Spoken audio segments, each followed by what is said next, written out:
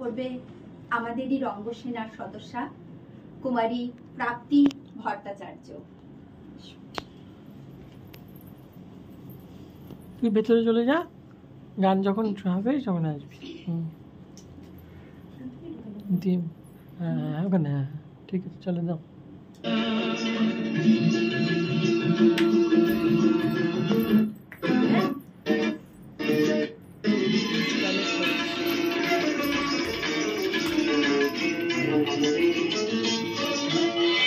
সুরে সুরে বাঁধা আছে তোমারই মায়ার তারে, অনুরাগ রাগে তারে সেজেছি গো বারে বারে।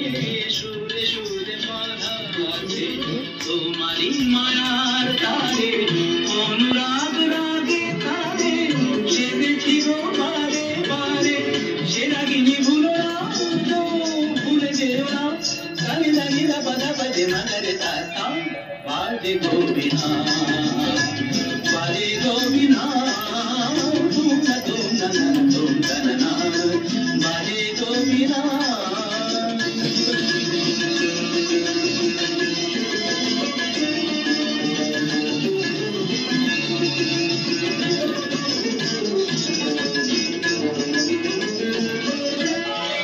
দুই পারে দুই চিরে একই নদী বলে ধীরে, প্রভু দুবার কাঁদে দুই পারে দুই তীরে, দুই পারে দুই তীরে একই নদী বলে ধীরে, প্রভু দুবার কাঁদে দুই পারে দুই তীরে।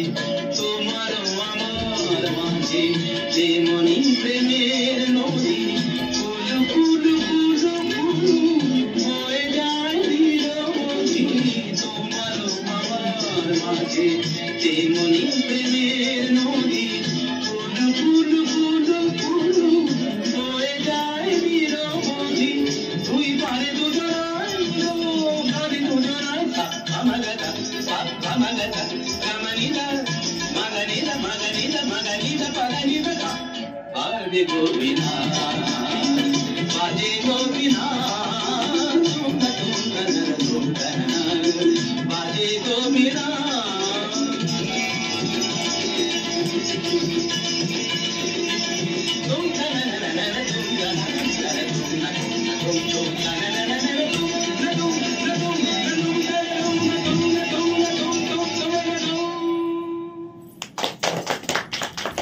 ভট্টাচার্যকে অসংখ্য ধন্যবাদ, খুব সুন্দর। এবারে আমাদের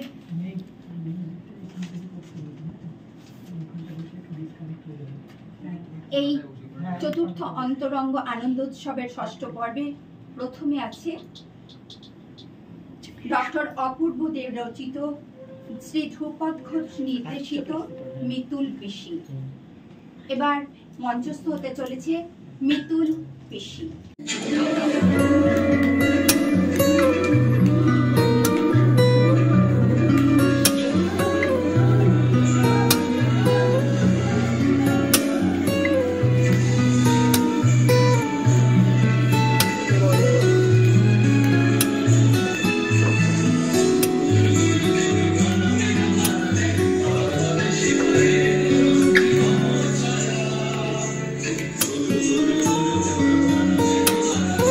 Oh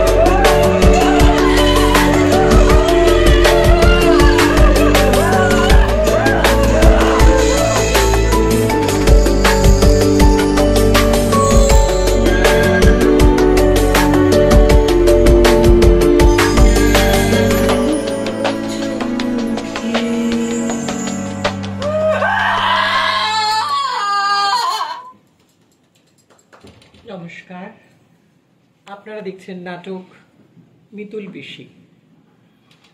রচনা ডক্টর অপূর্ব দে, নির্দেশনা ধ্রুপদ ঘোষ, নৈহাটি রঙ্গসেনা নবতম একাঙ্ক প্রযোজনা মিতুল পিসি।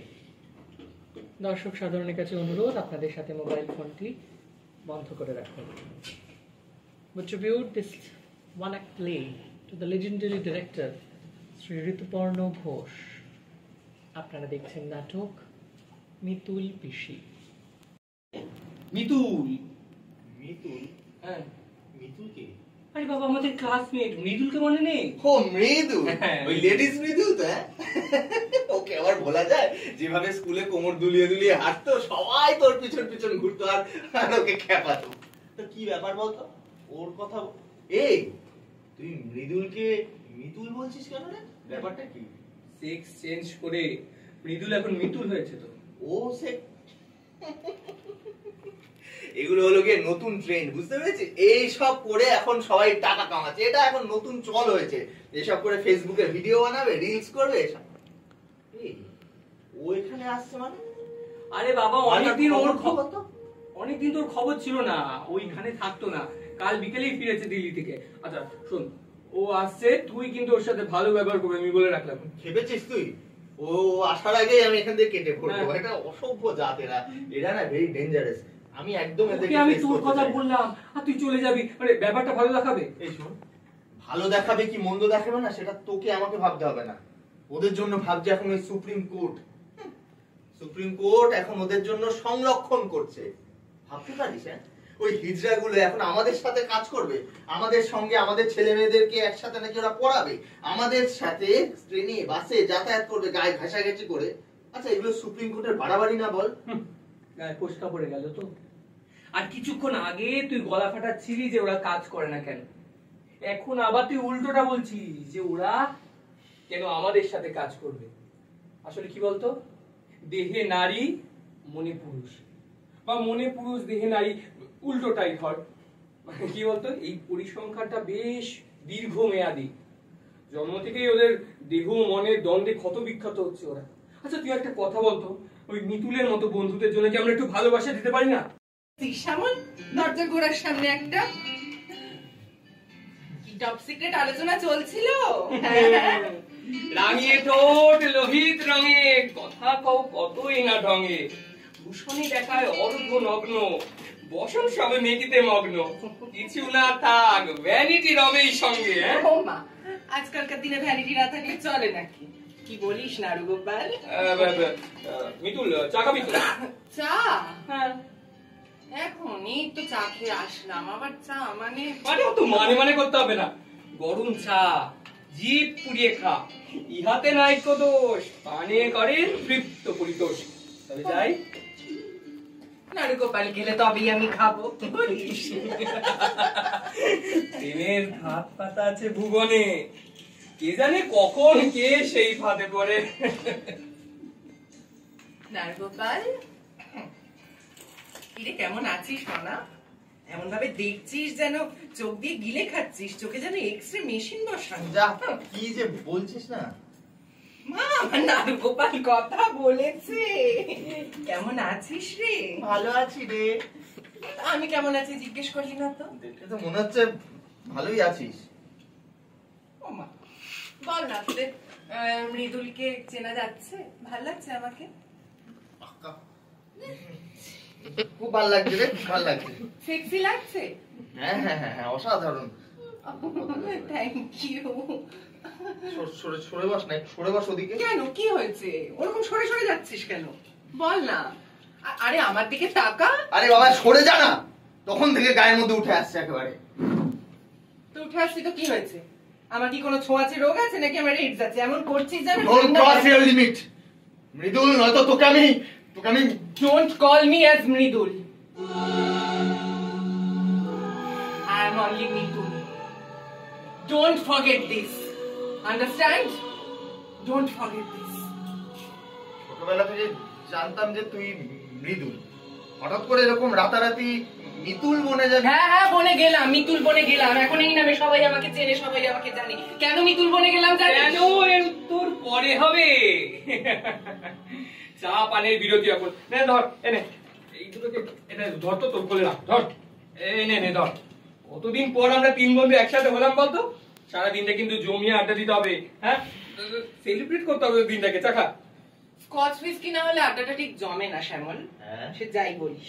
রে এই তো এত সুন্দর একটা মনের মতো কথা বলছে। এই ব্যাপারটা কিন্তু সত্যি, একটু লাল জল না হলে এতে ঠিক হয় না, বুঝলি? লাল জল, লাল জল, তা এটা কি সেই জল? এই বিষয়টা ওর সাথে আমার বড় মতের মিল হলো। তো নাকি কুর্নিশ জানিয়েছেন এই 65 বছরের মার্কিন অ্যাথলেট নিজের জীবনকে নিয়ে মানে এত এক্সপেরিমেন্ট করছে, সত্যি তারিফ করবার মতো কাজ।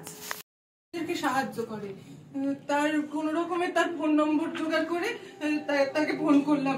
হ্যালো, হ্যাঁ আমি মৃদুল বলছি। আসলে আমাকে বাড়ি থেকে জানেন তাড়িয়ে দিয়েছে।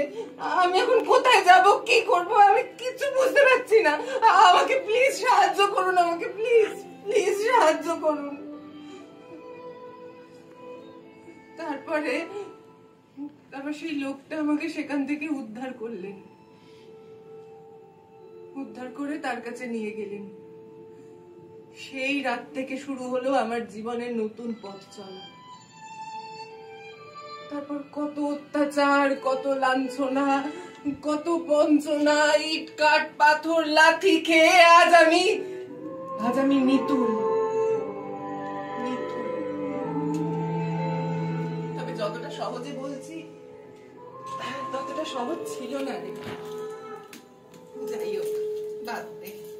সহজ ছিল না কেন? সহজ ছিল না। আচ্ছা আমাকে একটা কথা বলতো, কাকু কাকিমা, হ্যাঁ মানে তোর মা বাবা এটা মেনে নিয়েছে সমস্তটা? মা বাবা, এখানেও একটা মজার ঘটনা আছে। একদিন মানে দেখে আসে না। হ্যাঁ বল। ওই ধর বাড়িতে ফিরবো, সবকিছু মানে ওখানে দিল্লি থেকে ফিরবো, তাও 1 বছর আগে আমি বাড়িতে একটা SMS পাঠালাম বাবার কাছে যে Mridul Majumdar expired 2 months ago, Mitul is coming back, Mitul. দিয়ে বাবা সেই এসএমএসটা এখনো আছে, এই যে বাবা সেই মেসেজটা দেখে সেই কি অবস্থা, সেই কান্নায় ফেটে পড়ে চলে গেল আমাদের উকিলের কাছে। হ্যাঁ, বাবা কি ভাবলো শোন, বাবা ভাবলো যে ওই মিতুল নামে কোনো এক মেয়ে তার ছেলেকে ফাঁসিয়ে তার ছেলেকে মেরে তার সম্পত্তি দখল করতে শ্বশুর বাড়িতে আসছে। এটা বাবা অস্বাভাবিক, আজকাল তো এমন হচ্ছে। হ্যাঁ সে তো হচ্ছে। তারপরে উকিল ওই বাবার মুখে বৃষ্টি হচ্ছে, তুমি বাড়ি যাবে না? বাইরে গাড়ি দাঁড়িয়ে আছে, আমি চললাম। না, মুখার্জি বাবু অনেকক্ষণ আগে বেরিয়ে গেছেন, অফিস বন্ধ হয়ে গেছে। আপনি বরং এক কাজ করুন, কালকে সকাল 10টার পরে ফোন করুন। ওকে ওকে। মিতা তাড়াতাড়ি কর, বলো বৃষ্টি নেমে গেছে তো। হ্যাঁ, বাড়ি যেতে হবে। বলিস না, তোর দাদা বাইরে অপেক্ষা করছে। ঝড় বৃষ্টির রাত, বাচ্চাগুলো বাড়িতে কান্নাকাটি করছে রে। তাড়াতাড়ি লাস্ট কল। হ্যালো, হ্যাঁ স্যার, মিতুলকে আপনার কেবিনে? ওকে ওকে স্যার, ওকে। এই শোন, আমি আর ওয়েট করতে পারবো না, স্যার তোকে এক্ষুনি ওনার কেবিনে যেতে বললেন। মানে কি, আমি কি করে জানবো, তুই জানিস? এখন তোর দাদা বাইরে অপেক্ষা করছে, বাচ্চাগুলো বাড়িতে কান্নাকাটি করছে, বাইরে বিশাল ঝড় বৃষ্টি হচ্ছে, আমি আর ওয়েট করতে পারবো না তোর জন্য, সরি বুঝলি। আমি আসলাম রে। আর শোন, সাবধানে থাকিস।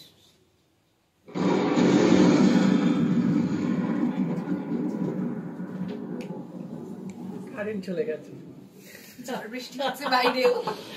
কারেন্ট চলে গেছে, এই দাঁড়া, কি করবি?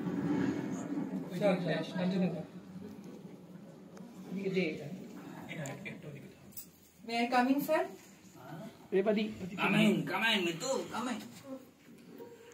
হ্যাঁ, আপনার যা বলবার তাড়াতাড়ি বলুন, আমাকে ফিরতে হবে। ওদের মুখে দাও। অফিসের ফার্স্ট দিনে মনে আছে তোমার একটা গান গেয়েছিলে, ওই আমার অঙ্গে অঙ্গে সামথিং লাইক দ্যাট, ওই গানটা গাও না একবার।